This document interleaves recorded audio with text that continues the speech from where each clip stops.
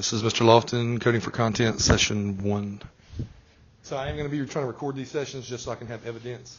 To start off with, I want to make sure that everyone, if you did not come to the Lit Tech conference, to the PD I had, then I want to make sure that today you get a little crash course with Snap. I'm not going to cover the same things if you were here that day. It's going to be a little bit different.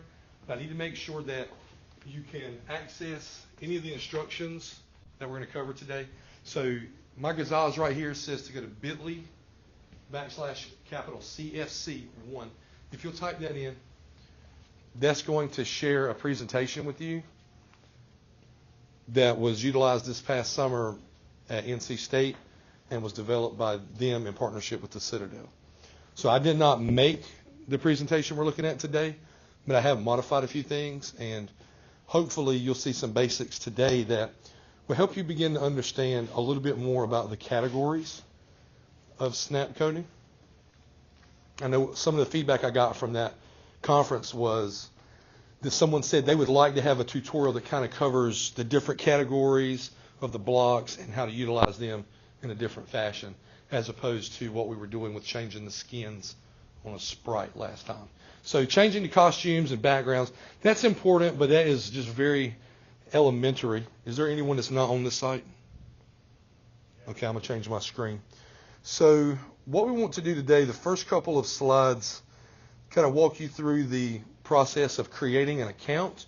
If you look over on slide 2, there's a link that you can click on. It's labeled click here. And what you're going to want to do is inside the Snap window, click on that little cloud menu and just follow the setup instructions. I would use my professional email address because it is going to ask you to verify the account within 3 days. It will not let me on this. bit.ly/CFC1. This is where it's taken. All right, tell me again. bit.ly. Capital CFC. Lowercase 1.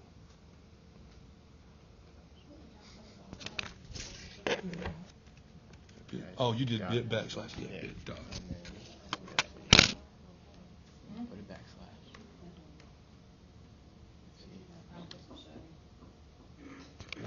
This way. I hate stuff like that.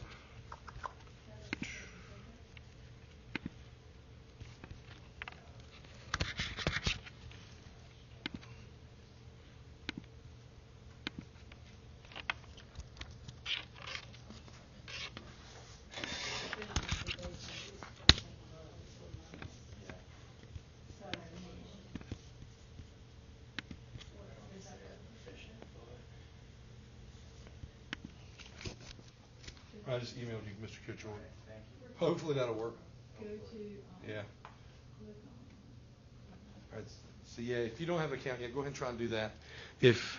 Once you get your account, if you would, just close your computer, and I'm going to have you meet me outside.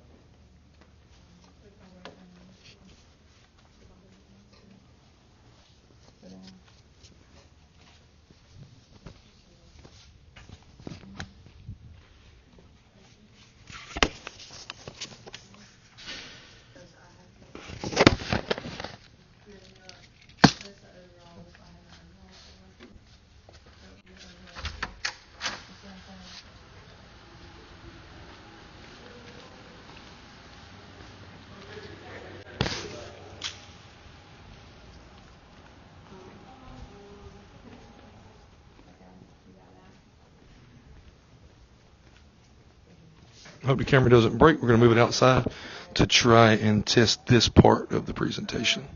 The participants are going to be in a physical activity where they have to put themselves in the role of a sprite in a digital world, and they're going to have to create an algorithm to solve the puzzle. Hopefully you'll get a good setup with this particular puzzle.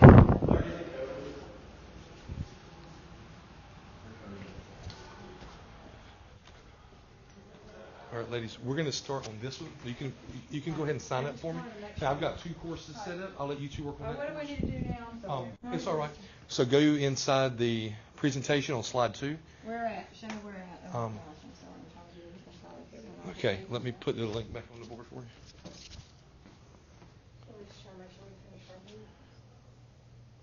All right. Go there, and the instructions are on like the first 4 slides, telling you how to just sign up. Basically, you're just creating an account.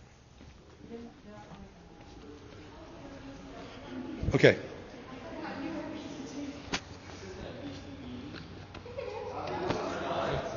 This is a coding science. We are coding for content.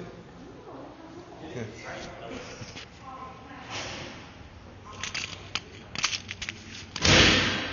Grab a whiteboard. It's just something hard to write on. So what we're going to do today is I want you to put yourself in the perspective of a sprite.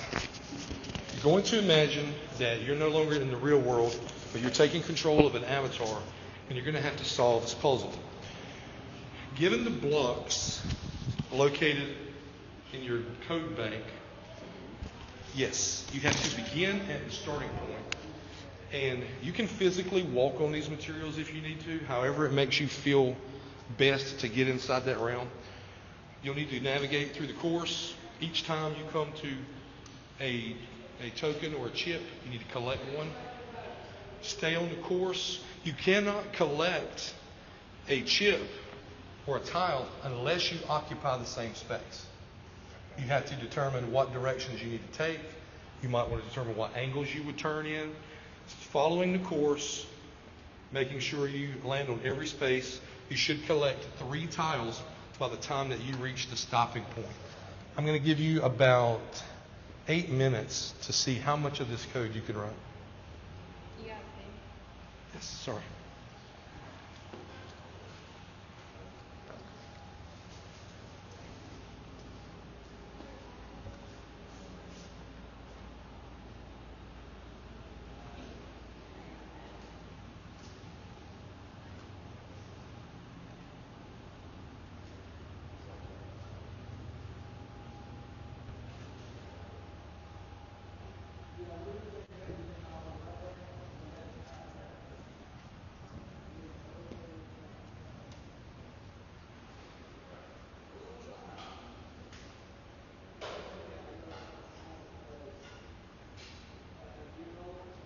So when it says turn left, do I need to turn the degrees it's going, or is it just automatically just going to turn left? Two Keep different. turning. You will turn left 1 rotation. So turning So left, this way. taking a left-hand turn is the same as turning 270 degrees. Okay. I'm going to get this other group going. I think it would work. I don't think it's because I already did like Okay. Yeah. signs on the board when we did our order. You know what I'm saying?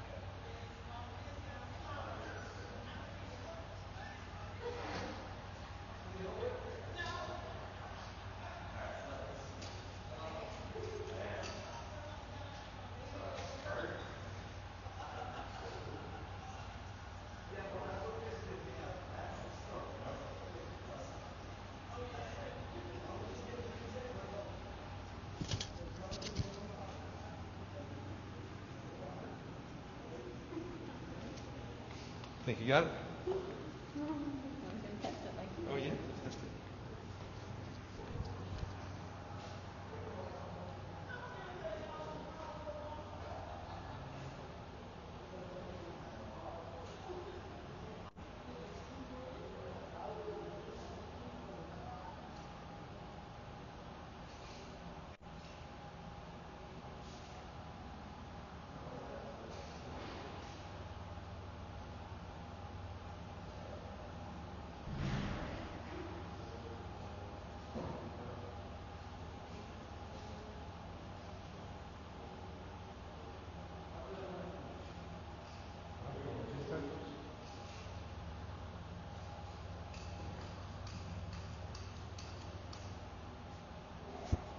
You got it, Chris?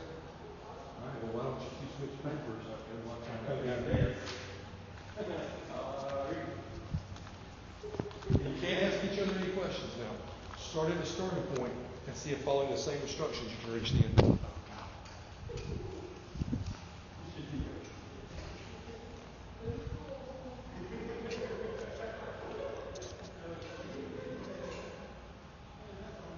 Okay, so over at this area, we've got a couple of teachers who think they've written the code properly, and they're going to test each other's code configuration. I can't do anything. That's exactly right. So, I have to stand instant here. feed. I don't know what to do. Wait, is there a start block? Yes. Okay. And a stop. Start. My little end is so I can I stop put, at the end. I put done. Done and stop at the same thing. Alright, go ahead. Oh, sorry. Good luck trying to read it. Start. Move forward. Move forward. Select cycle.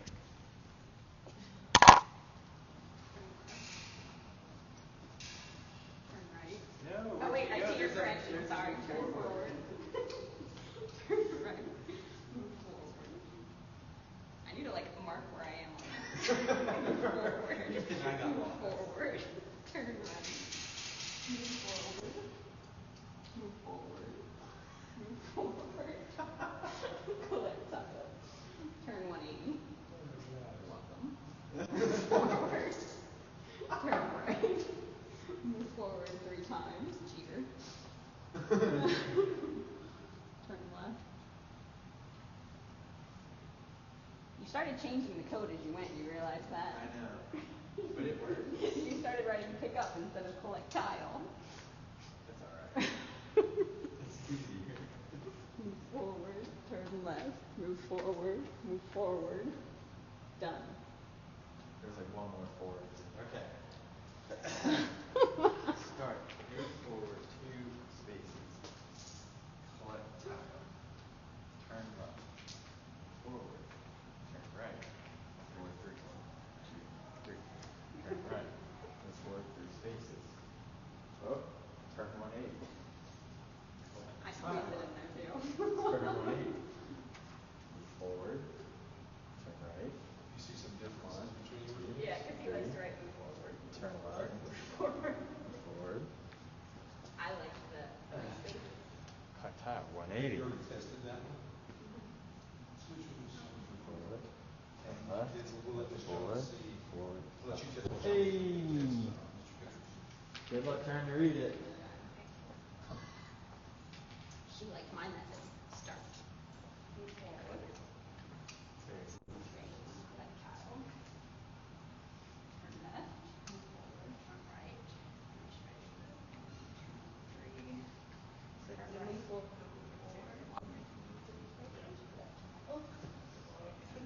Ooh, interesting. She did it different. She moved backwards. Good. I like how you didn't turn. Turn left. 1, 2, 3. See, this is where I lose my spot. I have to find it again. Hold on. There it is. Turn left. Move forward. 1, 2, 3. Tile. Move backwards. Turn right. Move forward. 1, 2. Stop. It worked.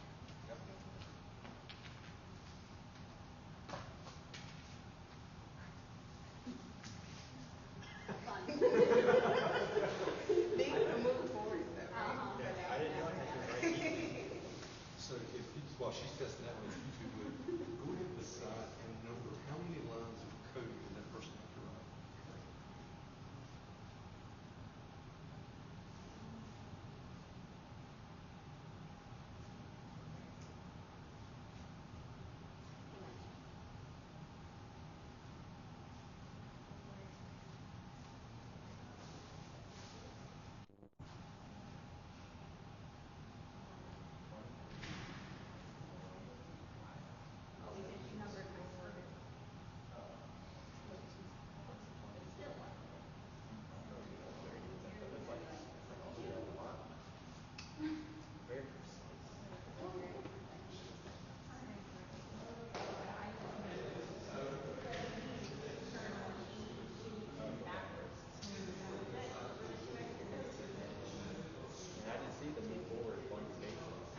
that didn't rack me all up.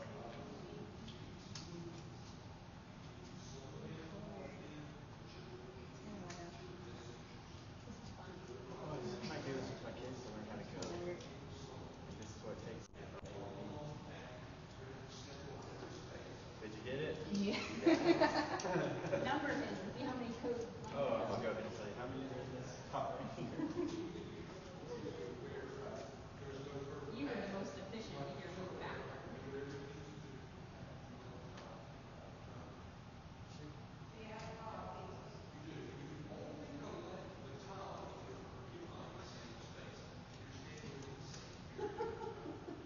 But it got there. It's It got there. except for when you randomly changed the code. But it got there. I'm gonna say like 2931. It's right. But it got from A to B. Yeah. It was a race at the last.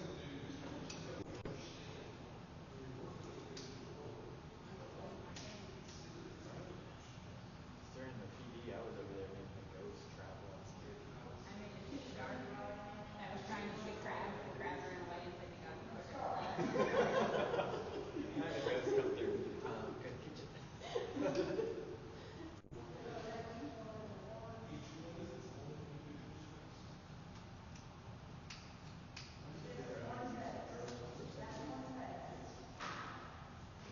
get anything done with Scratch. I just need ideas for how to incorporate the run teaching so I can make it relevant. Yeah. I'd love to just play, It's like this but year it has needs to been. make relevant. So all of them were successful. Yep. Okay, and have you had a chance to number the lines? Yeah. Okay, perfect.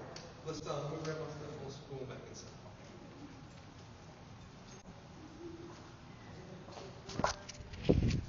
All right, so we've got two groups working. Obviously, we've got two different paces. We're going to try to figure out how to control in the next few sessions. But you can reuse the block. Yes, ma'am. Use it as many times as you need.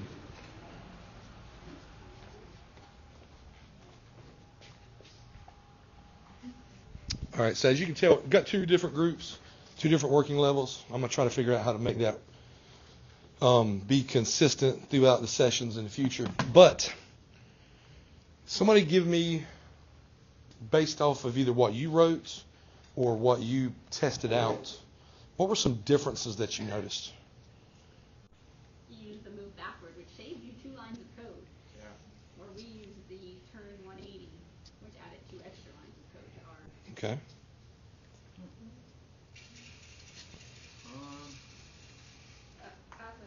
Also, you could have used the move forward blank amount of spaces. Yeah. Mm-hmm. Not see that till later. Now, you couldn't have used it the entire time, but definitely at certain parts in that puzzle, it could have shaved a couple of lines off. So what were our numbers for lines of code? What did you have, Ms. Kessler? 20? You had 20. Yeah. Okay. So Ms. Jones had 20. Ms. Kessler, how many did you actually end up with? 22. 22. And then Mr. Kitchell? 29. Okay. So they all achieve the same result though, right? Mm-hmm. So that's not a problem. It doesn't matter whether it's 20 or 29. The same result was met. This is supposed to be able to teach you about perspective in a digital world from the perspective of a sprite. So when you move that sprite around on that 2-dimensional plane, just keep in mind where its eyes would be, where your eyes were. The thing that I saw that I really liked, Ms. Kessler, that you did, is when you had to move backwards, you didn't simply just turn a 180. You literally just stepped backwards. And if that's how we program it, then that's what it's going to look like on screen. It's only going to do what we tell it, which is why you couldn't start whenever you try to use Mr. Kittrell's. Because the rest of the code between the beginning and end was there, but it never gave the computer a command to begin. And that's just one small piece of the coding process, is beginning to think like a computer. Virtually every step needs to be detailed out. Over time, the people who write 22, 29 lines of code will eventually understand what blocks could I use to make a shortcut, or can I create any loops. A lot of these blocks up here have the same meaning. The turn left and then turn 270, same exact thing. It just depends on what context you want to teach in your class. You know, it might hold more of a meaning to a Spanish speaker to look mathematically than to try to determine if derecha means left or right in their language. So what I want to do today is to give you a chance to, now that you have seen what it's like to be a sprite, I want you to actually become that sprite on screen. And there's a little challenge that I've got set up. If you go back to the presentation where we started, and I'm going to skip ahead a few slides here.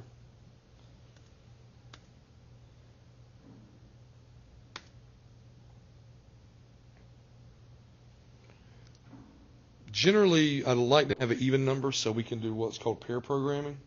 I want to show that to you real quick. It's a little brief video that these girls made, and it talks about the benefits and advantages of not just working in isolation.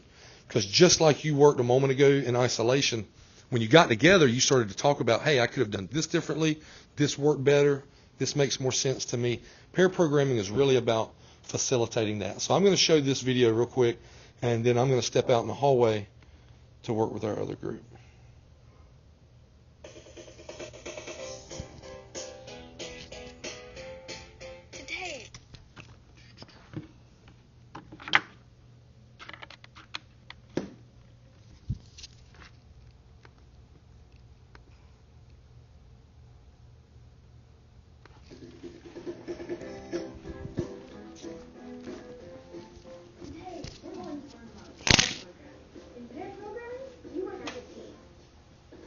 Why should two people use one computer? Because two heads are better than one. We work together in an interesting kind of way. Because we're interesting people. We are interesting people. In pairs programming, you and a partner are going to sit down together at one computer, and you are both going to work on the same project. Right now, we're working on Code Monster. Oh no, a fire monster. You don't have enough time. I'm sorry. We'll get to it later. In pair programming, one person is the driver, and the other person is the navigator. Just like driving a car. Your choice, driver or navigator. The driver sits at the computer and is the one using the keyboard, mouse, or touchscreen and controlling the main actions of the computer. I'm setting all the arrows so that they make the character move in the direction he's trying to move. The other person is the navigator. The navigator helps the driver by answering the driver's questions and pointing out potential problems or mistakes on the left. And instead of right, I need to go right. Communication is key to successful pair programming. No insults. Be respectful. Don't be a bossy navigator, because nobody likes a backseat driver. Here, let me do this. Wait. Hey, stop that. Give it back. Wait, that's not nice. Give it back. Communication is key to successful pair programming. At fixing things, you and your partners should always be positive.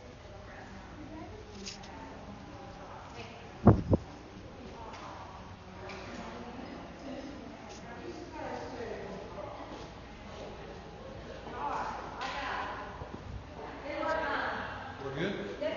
All right. Go ahead, please, and number the lines of code for me to see how many it takes. If you would number the lines of code. Yeah, so just beside each thing that you wrote, like 1, 2, 3, 4. Like how many different commands or whatever? Yeah, so just one all the way to probably somewhere around 25. Okay. Did you have any problems with yours, Ms. Cox? We're good. Good job. Pair programming is all about working together as a team.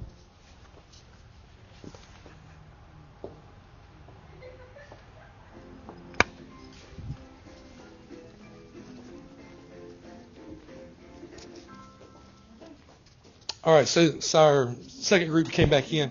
I'm going to let them kind of share what their experience was. You two worked through it together outside, right? And so when you shared your paper, it was pretty much the same code. Yes, sir. How many lines did you have that you wrote, Ms. Cox? You write anything on your computer, you need to be grammar. She had 21. Okay. And what was the other count? 21. Both 21?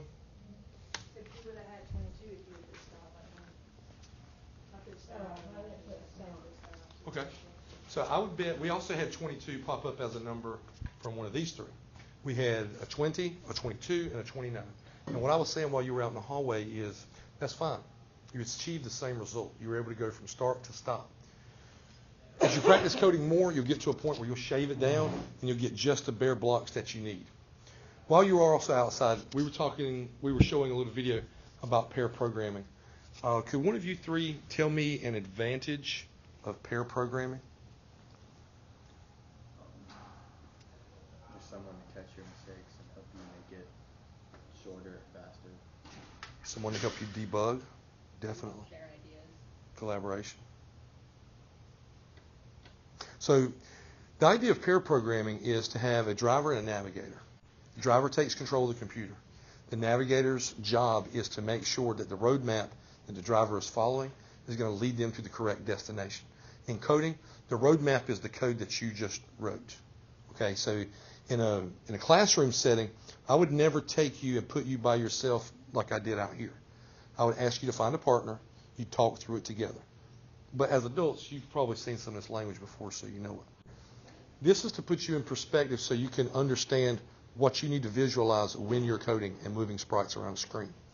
So I highly suggest that if you can today even, practice pair programming, because it's going to help you whenever you get ready to shave down the lines of code that you write, and to better help you understand what block you need to use in place of another to achieve a quicker result.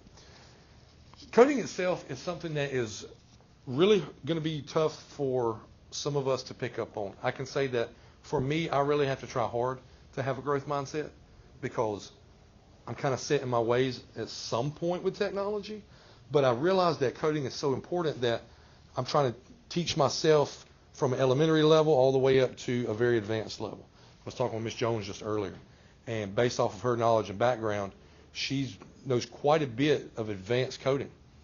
But the problem that I was feeling from talking to her is that while she gets it, and the program that she's teaching is going to get kids to eventually get it, they're starting with no foundational, no blocks to build this knowledge upon. So we've really got to instill in ourselves and our kids to have that growth mindset, not a fixed mindset.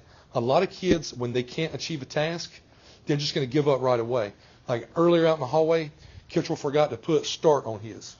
Fixed mindset would have been like, oh, screw it, I'm not doing this anymore. This is stupid. I don't understand why I'm walking on plastic pieces on the floor. I thought we were coding. Growth mindset is going to see the opportunity to take perspective and become more ingrained in how realistic this digital world can be to us. So I'm not going to bore you with the terms to remember. What you just did a moment ago was you created an algorithm. An algorithm is a list of instructions that performs a task.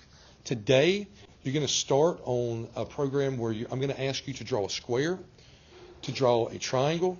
You're going to put those geometric shapes together to draw a house. And how you do that is going to be by creating an abstraction. An abstraction is something in coding that we don't necessarily see. What we might see is a button that says move forward. But behind that button is a lot of code written to make that button, make the sprite move forward. Just think about when you take a step. Your muscles kick in, electrical impulses go from your brain to your muscles, tells your legs to move forward. You take that step, you take another one, you don't even think about it. It's an abstraction. It's what you don't see. Kind of like the brakes on a car. You know when you hit the brakes, what's going to happen? It's going to stop. But how exactly? There's brake fluid, there's brake pads, there's rotors. There's all this stuff that you don't see or think about. So today what you need to start to think about as we're building, drawing a square, drawing a triangle to build a house is, what behind the scenes components am I going to put together to create what seems like a very simple task? So I'm going to move ahead. And this is on slide number 9. If you want to move over to slide number 9. I believe that working at your own pace is going to help you for many reasons, especially with coding, because you don't want to be not challenged or not interested. If you can move along further, I want you to. On slide number 9, you should already have Snap open, and I'm going to ask you to highlight the category called Pen over in Snap, And if you don't see where pen is located, if you just let me know, I'll help you get it real quick. Okay. And so that pen tab, if you notice, is directly in the column underneath the Snap logo, and it's highlighted with a little green bubble on the tip of it. So when you highlight pen, that means that we're going to be able to use the sprite as a digital pen. So whatever we tell this pen to do, it's going to write on that screen for us. Just looking at the commands that you have available, what do you think the first command is that we should tell the pen to do?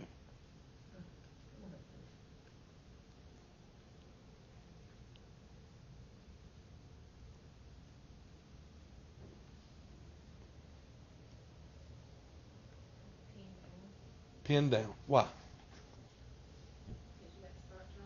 We actually have to make contact. In a real world, I would take the pen, I would put it down on paper, and I would start writing. Because if I take the pen and I hold it here, it's not going to write on the paper, is it? It's just writing in the air. Sounds silly, but we have to think about that. So we have to do pen down. Now, once we place our pen down, from there, any other command that we give, there is going to be a trail that drags behind that sprite until we tell it to stop drawing. How can we remove the pen from the digital background?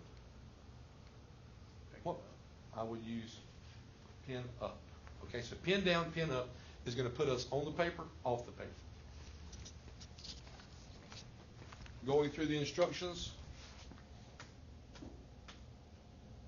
on slide 10, I want you to see if you can draw a line for me.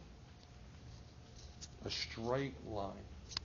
Not where you click and drag, but where you can find blocks that will draw a line for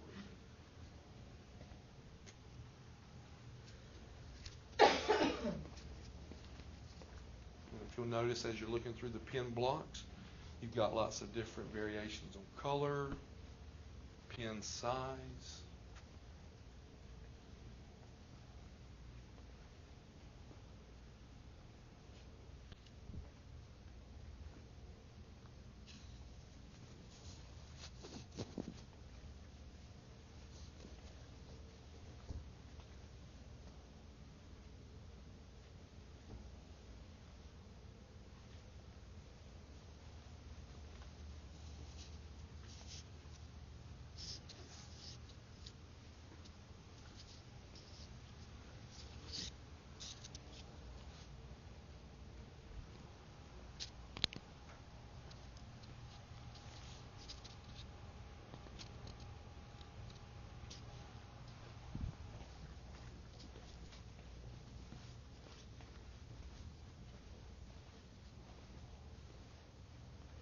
Ms. Kessler, I see that when you wrote your code, you used a certain type of block to start off. What type of block did you use to begin your code? A control block. A control block. Which control block did you use, Ms. Kessler? When the flag is clicked. When the flag is clicked, the commands that follow will be executed. So,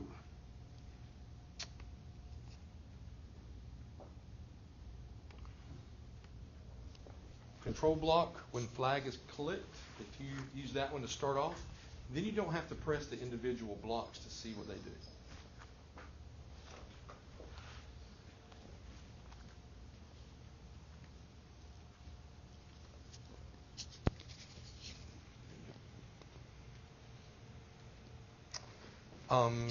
There, right over here.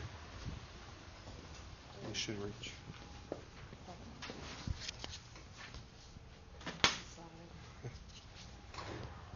You're welcome.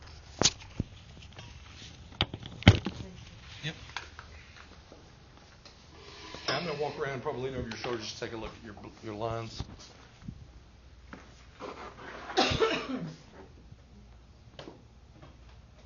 Did you want your stage to be? No, I don't even access it. Okay, click on the stage right here. Click on backgrounds. Okay,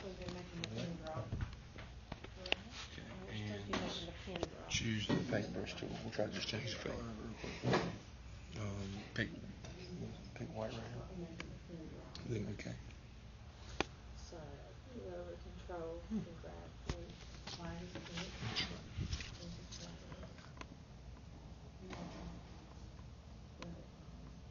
so we're following this direction. Oh, okay, and then that'll have one to line number.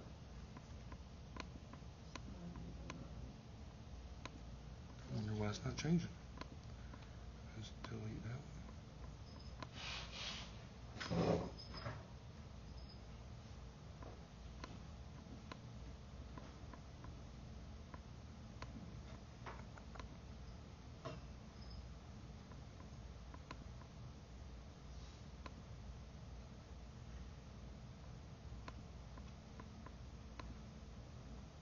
I'm gonna log you out. I'm gonna refresh the page. And let's log back in again. There's just been a little glitch. Oops, sorry. How are you having the pen actually draw? Okay, I see it's a different sprite. Yeah. So that That size of 4. And you've got moving over X, Y, right click and settings. Okay. Look at the motion blocks. And I want you to try to pick a different one for the red sprite. Draw a red line using different blocks.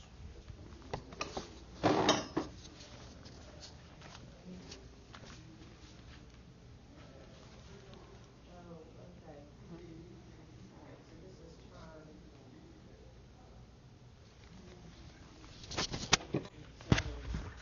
turn.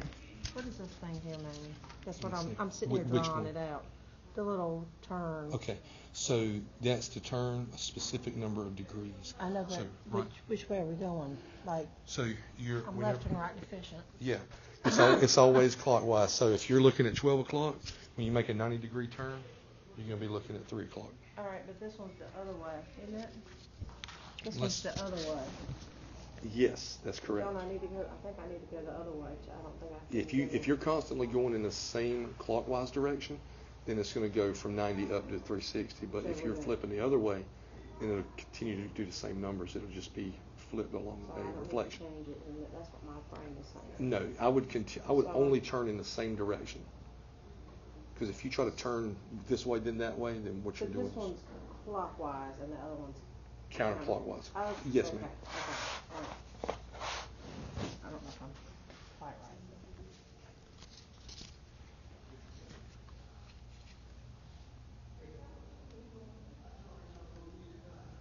All right, so what we want to do now is we've got the pen down and the pen color. Mm-hmm. Let's go to motion. Yeah, I couldn't figure Yeah. out which one I was supposed to do. Because what this is going to do, since the pen is already down and we've got a color established, Now I need a motion. it's going to allow us to know what direction to travel or for how long. And if you want to try that one, you can also change the number of steps. Yeah, so I don't So- know how long. 10 is very short. You might want to look at 50 or 100 to get a good visible line. That's what I was saying, I don't know 10 steps on here, how far 10 10, steps. yeah, you can just go ahead and test it to see how far it is to you. Okay. See, it didn't move very much at all. What? How do I clear it out? You can just go over back to the pen tool, and you can do clear. And then clear it off. What is that area? I mean, what is That's your sprite, so that's the pen itself. Oh, That's always gonna appear. Can I make it start back here? You can physically just drag it back over, or you can create a reset code. For right now, I would just drag it. Yay. So you got a square. Oh. Okay. So now you got a square and it's tilted. Yeah, I didn't. So let's think about the position of our sprite. We should always start in the same place, Ms. Cox. I like the code that you've got here. Let's make a code like maybe when space bar is pressed that the sprite returns to 0, 0. You know, X and Y. Okay, that is.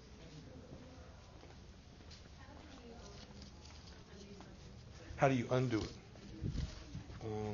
Let me get back on this.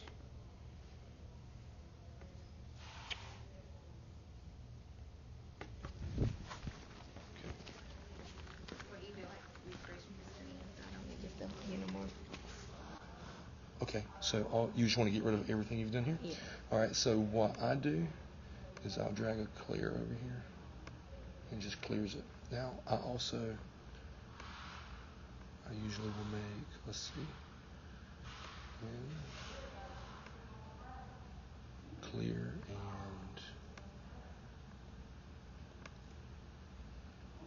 and pick whatever origin point you want to start with. That way, I'll just do this again. See, it does that background change. Space key. Change it. So you see I deleted everything and it went back to 0, 0.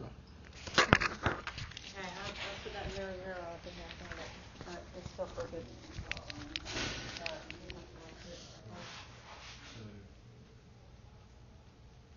you keep drawing, so it's rotating around 0, 0. And you can see the way the sprite was. Why is it rotating around crooked?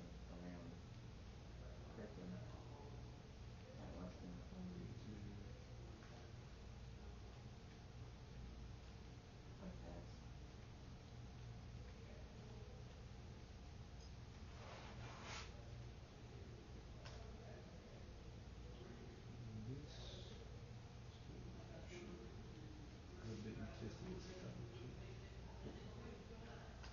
Oh, so then I need to turn it 15 degrees before it hits the square? Is that what you? Well, see, what happened is you had turned it 15 degrees before you even began. Oh, and I didn't so it turn was it. working off 15. Because when I put this thing up here and changed it to 90, it said 15. Yeah, because you pressed that by itself before you started the code. So the sprite was already off track before it began following the code. Okay. How are you doing? How do I tell it to get rid of after I reset it to 0, 0, how do I tell it to get rid of what it threw? Okay, so look in the pin. Trails. Look over here on pin. You have clear. Gotcha. So just drag it underneath there. Yep. There you go.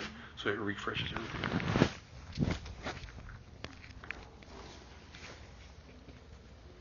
You got it clear? Okay. You can have, Mr. Kitcher, you can have multiple pieces of code.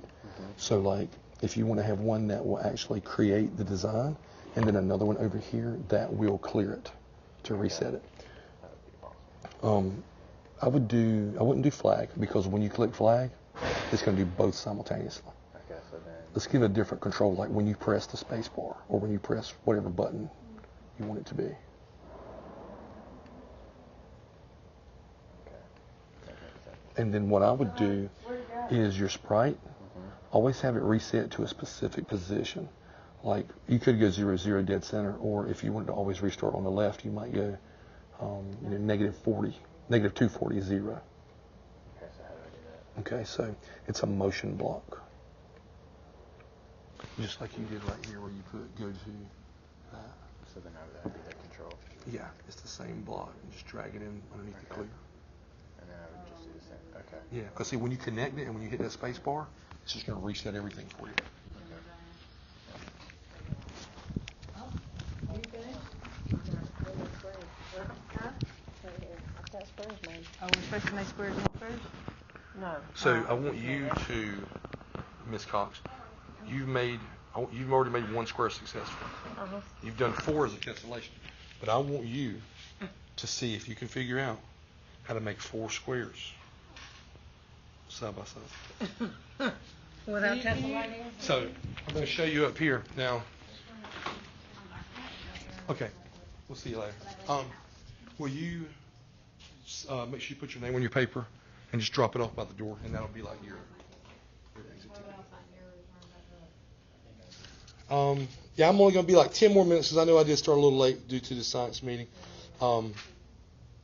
So we know how to do lines. Some of you have practiced and have gotten squares. I want you to take a look here. This is the code that some of you have already written, something similar to this, to be able to draw a square. I'd like for you, if you have not drawn a square yet, borrow this code so you can see the base code of what it takes to draw a square. And the goal of what we're going to do is for us to be able to create a community of houses. I'm going to show you mine real quick.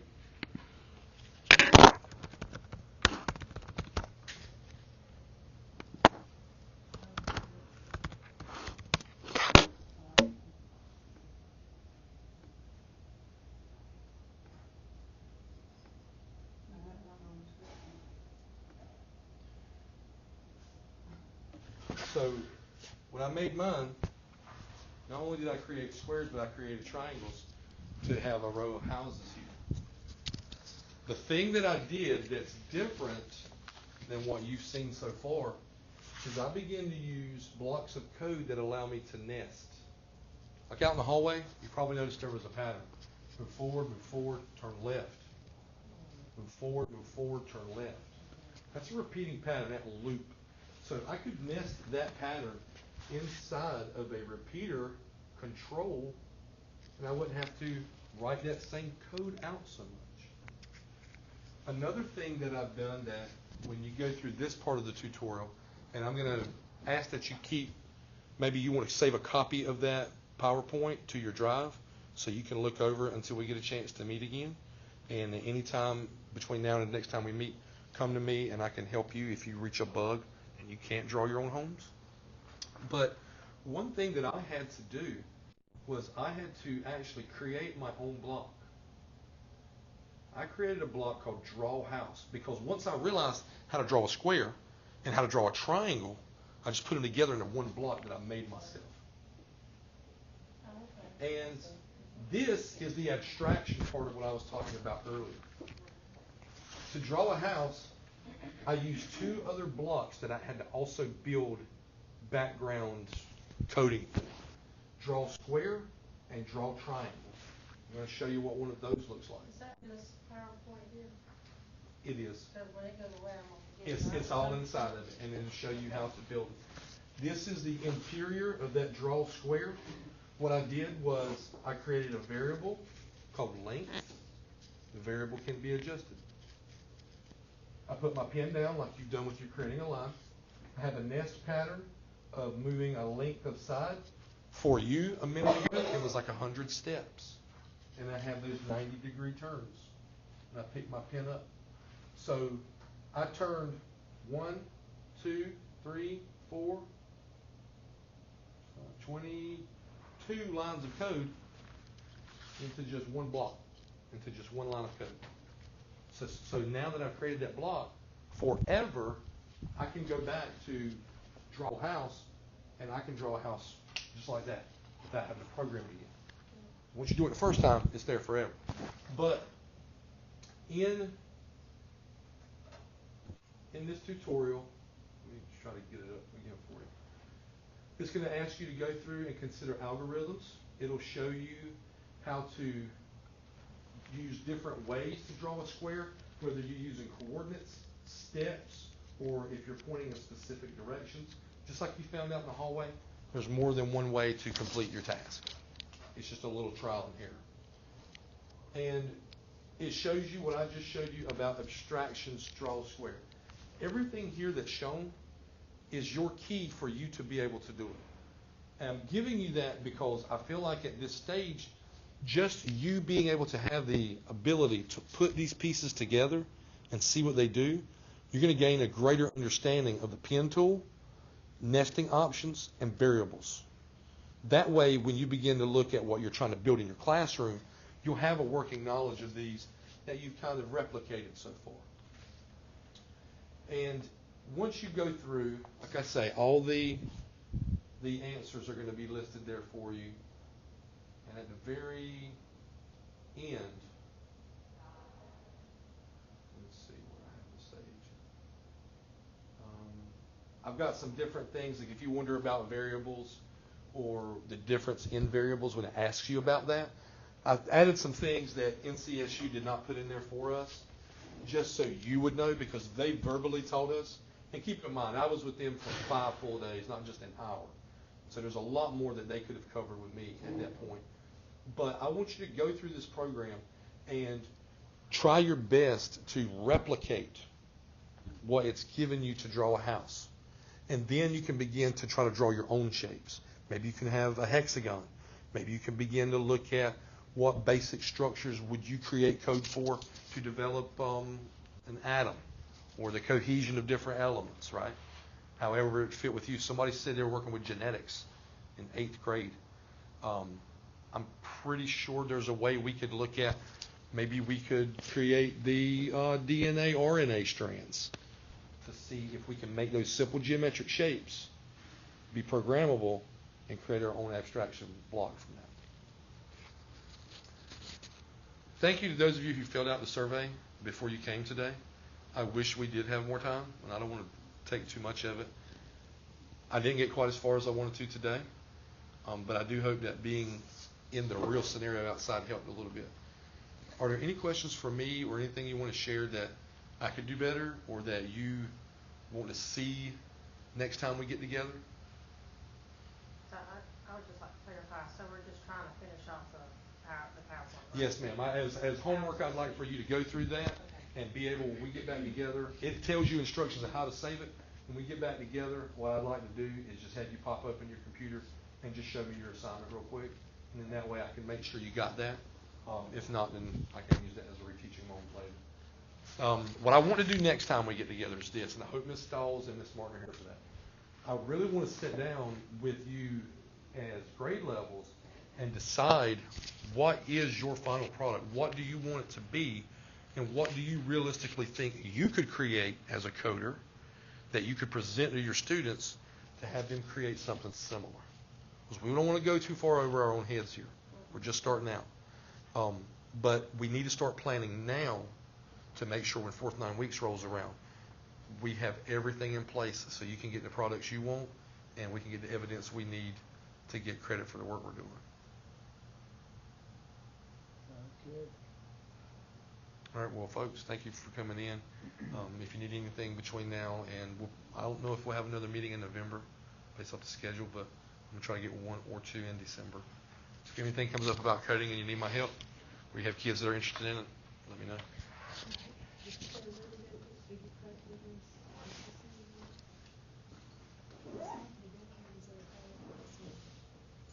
What's that? Do we get credit for within? As of right now, no, but I'm currently working on trying to get it as DLC credits. Okay. They should allow me to, but I'm not in their system like Shaw or Garcia would be. So they're going to have to figure out how to work me around one of those. You can see our evidence. Yeah, and for today, the evidence is going to be that you were here is the code that you wrote.